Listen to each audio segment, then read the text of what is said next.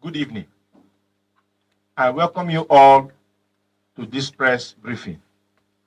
Yesterday, I briefed the press and made the point that there is a deliberate misrepresentation of the judgment of the High Court of Rivers State in suit number DHC 20 CS 2024 in social, print, and electronic media. My position has been confirmed and vindicated by the certified true copy of the court order in suit number DHC 20 CS 2024. A court order embodies the enforceable decisions of a court. In this case, the enforceable orders of the court are that this should be and is hereby dismissed, struck out for want of jurisdiction.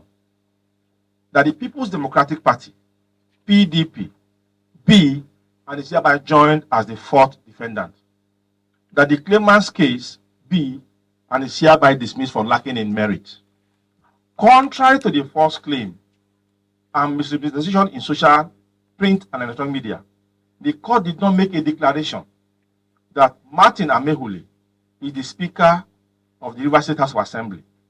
Neither did it make any declaration that Martin Amehule and 26 others are members of the Rivers State House of Assembly and the People's Democratic Party.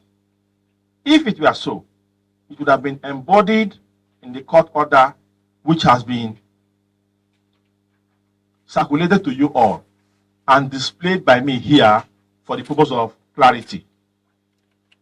By the deliberate misrepresentation of yesterday, the Honorable Court has been painted in bad light and the public misled and misinformed. Whatever finding of fact that's not included in the court order is an obiter dictum, which has no binding force. Once again, I respectfully urge the media to desist from giving any interpretation to any judgment without first reading the judgment and seeking legal advice. Thank you, and God bless you all.